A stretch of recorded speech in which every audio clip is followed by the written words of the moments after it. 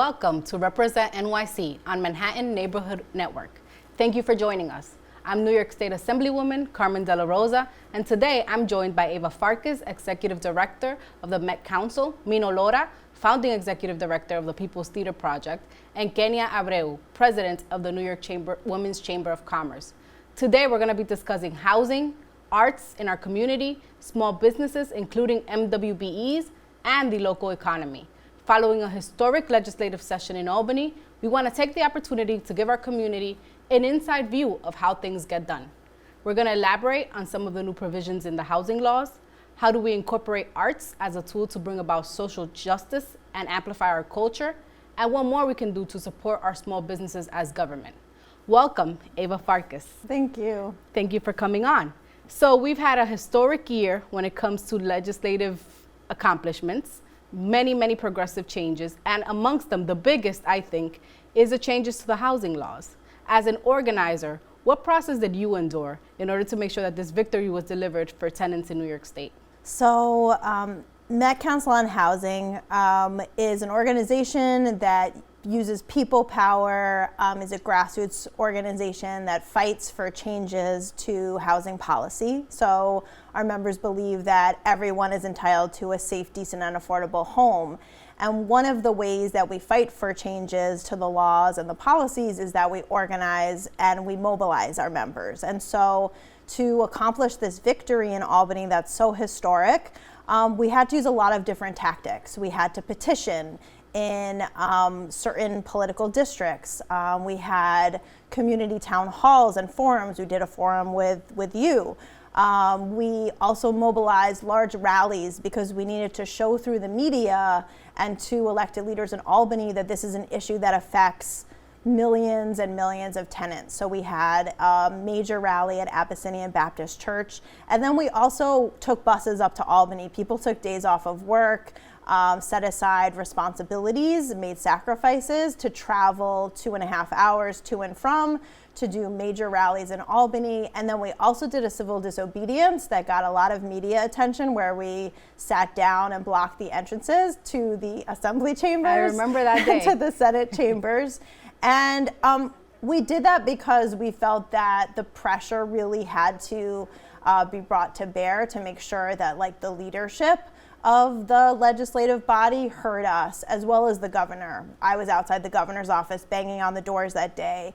And we needed all of the powerful players in Albany to understand what a critical issue this was and that we had an opportunity this year to make history, and we were able to prevail. I think you all did an excellent job in bringing the stories of the tenants. You know, as a legislator, one of the most important things is to paint a picture for our colleagues, those that maybe don't live in New York City and that live in districts that don't have the same housing issues that we do. So as an advocate, what would you suggest? What advice would you give to tenants who are currently enduring harassment from their landlords? How do they organize? How do they get the struggle in motion to create change in their buildings? So it's really important that people understand that if they have an issue with their landlord, they're probably not the only one, and they don't need to suffer in silence, and it's not their fault.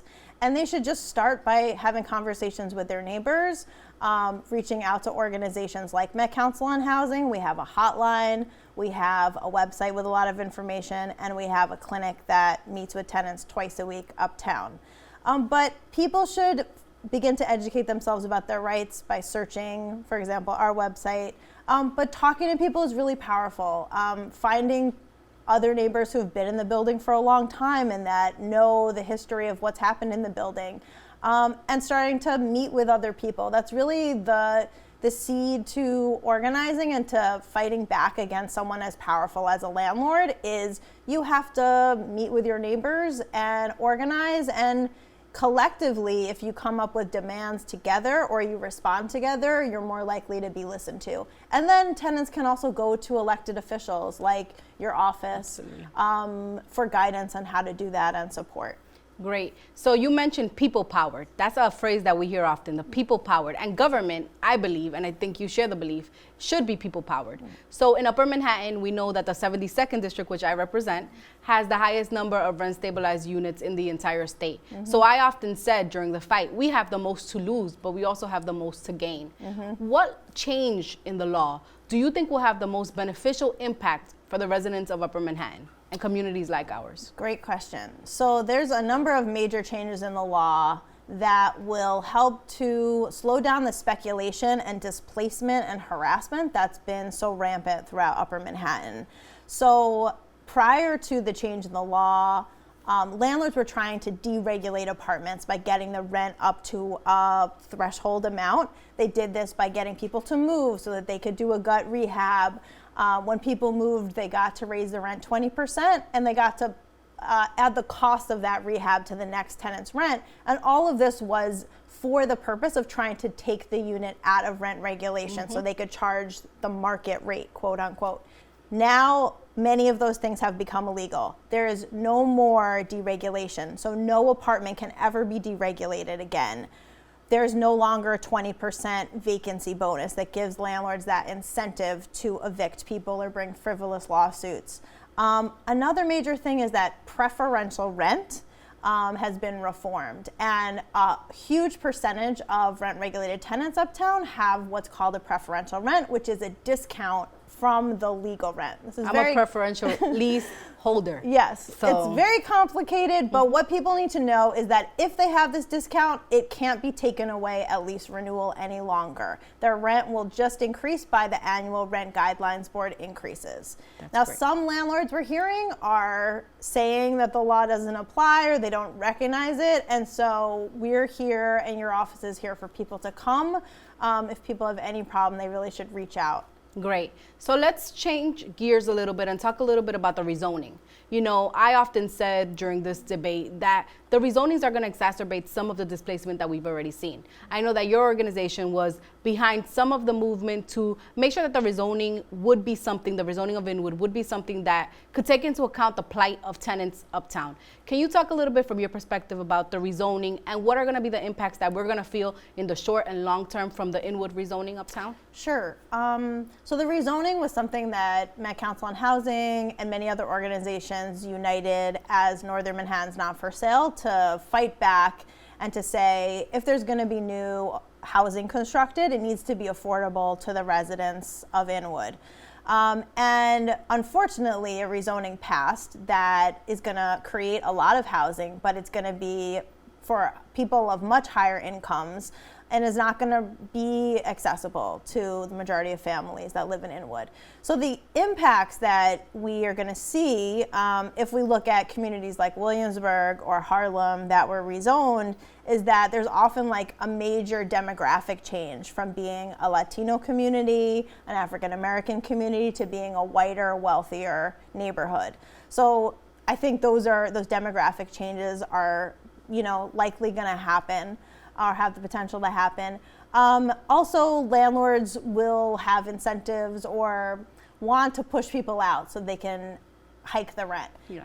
It remains to be seen now that the rent laws changed how those two things work together. I think the strengthening of the rent laws really puts the brakes on some of the worst aspects that the rezoning could have had, but I think it remains to be seen over time, like how that will all play out. Great. Well, thank you so much for being here today. I think what's clear, the most clear to me, is that our community still has to work together to remain united and remain vigilant to make sure that tenants have the rights in their back pocket, that they know their rights, that they know the tools that are afforded to them, and that our communities continue to be communities where people like us, who are the native population that live there, grew up there, and raised our communities, are able to stay in our homes. Thank you so much for your work, and thank you for being here today. You're welcome. Thanks for inviting me.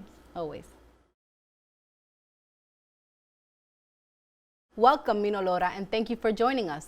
Tell me a little bit about your organization, the People's Theater Project. Thank you for having me. I'm super excited to be here.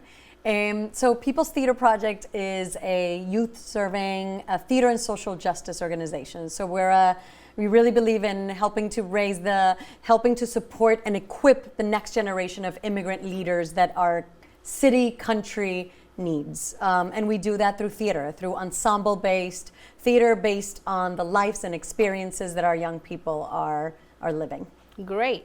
And what is your inspiration and what propelled you to live a life dedicated to arts and culture?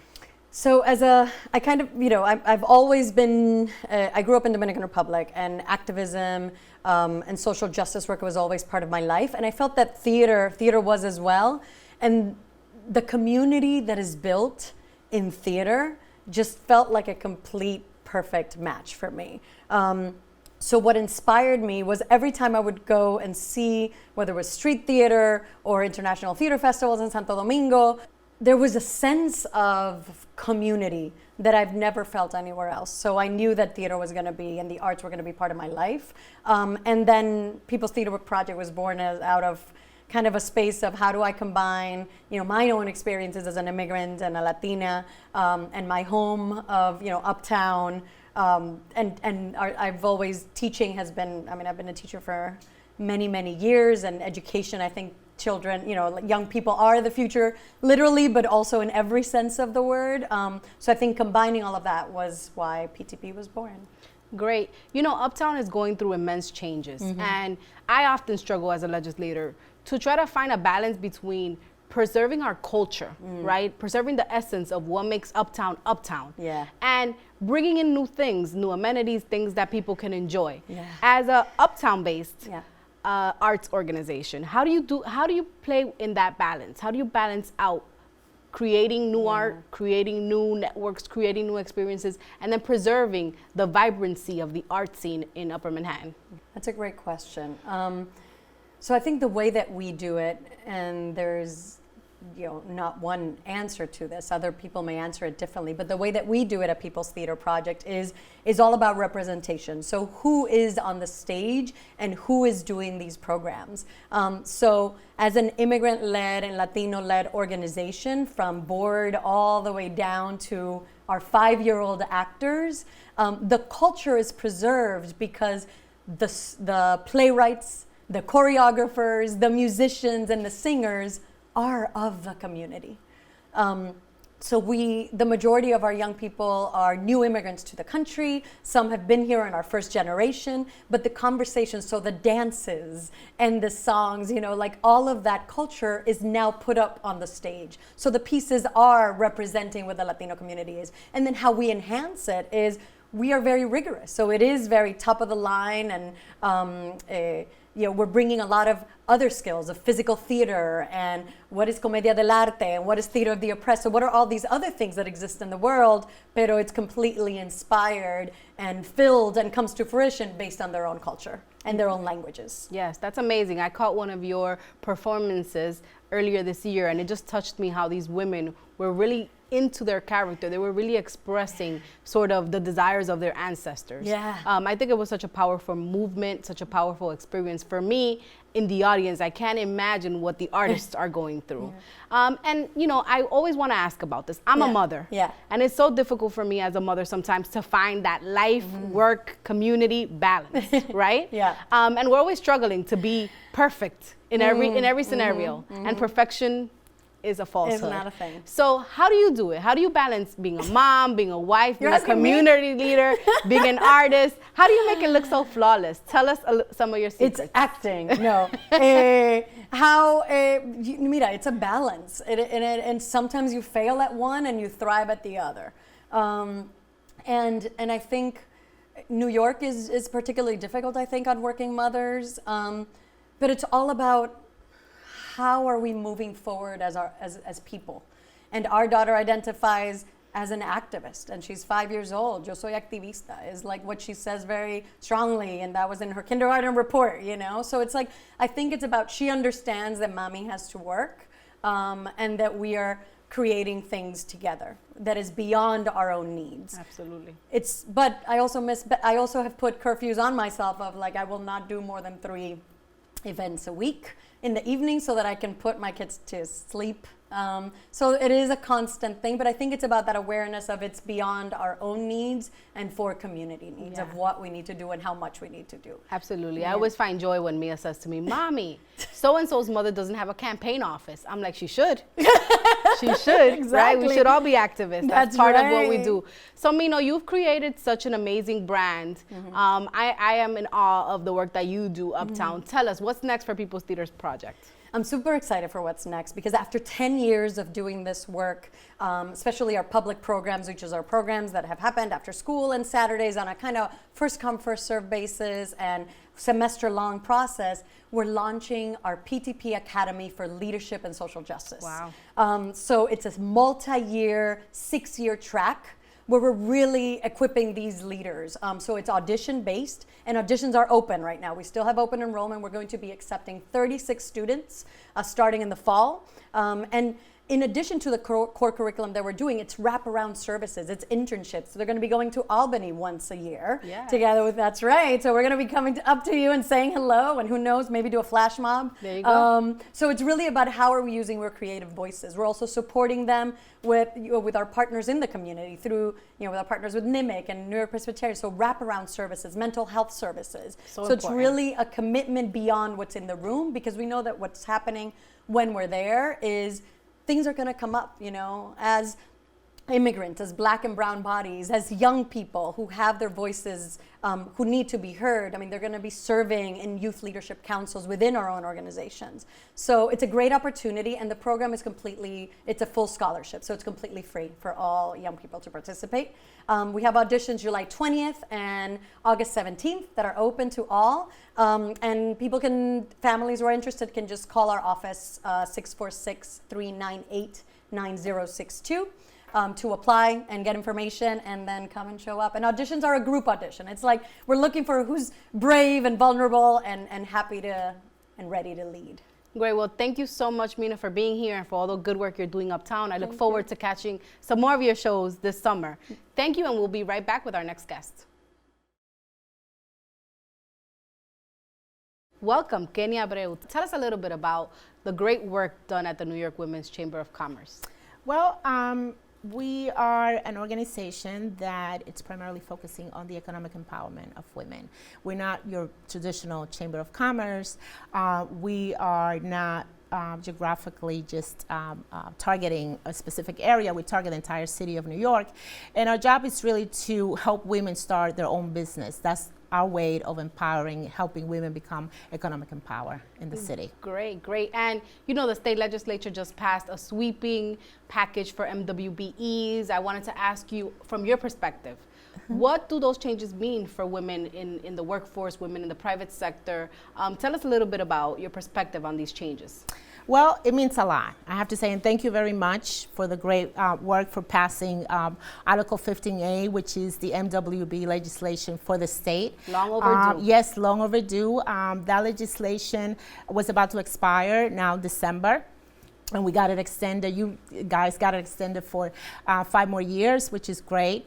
And we're just waiting for the governor to sign it. So I hope it happens soon. But as you know, we have been fighting for a while to get not only the legislation in place again, but also to expand, to add more opportunities for our women entrepreneurs and our minority entrepreneurs. So what we got, which I'm very excited, we were all very excited about this, is that the legislation not only has been reinstated and it goes for 5 more years, but one of the things that I love the most is the increase in the small purchases from $200,000 at the state to $500,000. So imagine that you're a woman entrepreneur, you're certified with the state, you don't have to bid with big corporations, big companies to bid to get a contract with New York State. Agencies now can make a decision based on what you bring to the table to award a contract to you for $500,000. That's a big thing. That's a big deal. That's a true economic empowerment right Absolutely. there.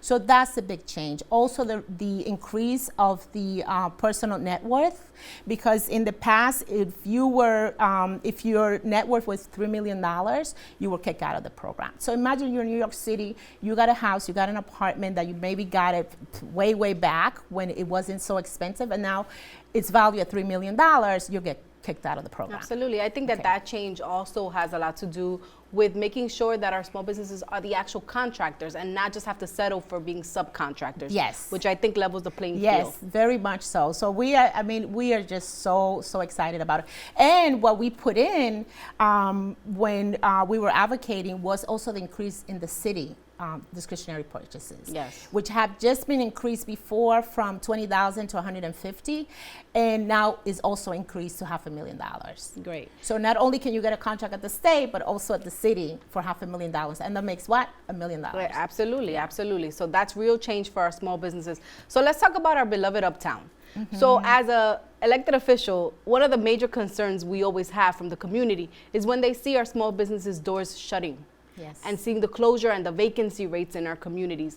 Tell us, from your experience, what are some things that we can do to preserve some of those native businesses that have existed and thrived uptown? Well, one of the things is, Carmen, and you probably noticed the change in my Demeanor, face, yeah. my demeanor and everything. It's a sad because situation. it is emotional. It's dire. It becomes emotional. Absolutely.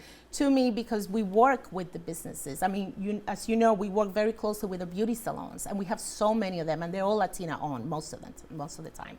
So if we don't pass legislation that is going to protect our small businesses, they're going to die. I mean, as we see it right now, every block has a storefront closed. Absolutely, multiple. Yes, and multiple. So what is happening is this. Right now, we don't have any legislation in place that protects them when their lease expire. So we need legislation in place. And we have been advocating for what is called the Small Business Survivor Act for years. In the city council. In the city council. And nothing has happened. And I will tell you this. And you are an elected official, and you have been a friend of small businesses even before you became an elected official. And the elected officials, when they're running for office, every time they're running, they would say, I want to help the small businesses. And we're still waiting to see what that is, because nothing has been done. And we just passed this legislation at the state for the MWBE. That is legislation that benefits our small businesses, but it's only a small group of small businesses that we're talking about. Okay, we have close to 300,000 small businesses in the city of New York. And when we talk about the MWBE, we're talking about, in the city, we're talking about 9,000 small businesses that are in the MWBE program. So what happened with the rest? We don't have anything in place to protect them, and we're going to lose them. Absolutely. We have to keep trying to make sure that the city passes these laws. We know that commercial rents are something that is so egregious, the abuses we've seen there. And, you know, we really have to work and see what legislative measures we can do to push the hand of unscrupulous landlords who are taking advantage of businesses that have actually made our communities where they are. You know, I always say, I know I'm home by the smell. Yes. You know you're home by the smell. Yes. When you walk down, you know, in Washington Heights and you smell that food, you know you're home. Of So we course. have to continue to make sure that our small businesses can thrive and exist. And that's what makes New York City so special. Absolutely. People don't come here, tourists don't come here to go to, you know, the franchises. I mean, we love them too, but they come here for those special small businesses, those ethnic small businesses. And one of the things that I often say, Carmen, is that we talk a lot about immigrants, and we talk a lot about how much we support and love our immigrants. Well, guess what? The immigrants are the small business owners, and they provide jobs to our immigrant community. And they're the only ones that provide jobs to undocumented immigrants. Absolutely. They're the only ones. Absolutely. So before we wrap, tell me, what's next for the chamber? What can we expect for the empowerment of women uptown? Well, we continue to work as always, but we just launched this week our Fund Her application, which is a competition for women entrepreneurs to get a $10,000 cash award. So that's out there. So I just want to tell my women entrepreneurs that please apply, because it's out there. We believe also that cash capital is important for women to be able to stay in business. So that's what we're doing right now. And then we are also working with Councilmember Mark Jonai to look at legislation, to look at how we can make New York City, again, a small business friendly city. Great. Well, thank you so much for coming and for joining us today. I know that there's so much more work to do uptown, and I look forward to supporting your efforts. We've run out of time, but I hope we've provided you with some thoughtful discussions, some new ideas concerning the historical changes we've delivered for tenants, the important role of the arts, and the local economy, including the MWBE programs. Thank you, Ava, Mino, Kenya, for the work you're doing. I'm New York State Assemblywoman Carmen De La Rosa. Thank you for watching Represent NYC on Manhattan Neighborhood Network.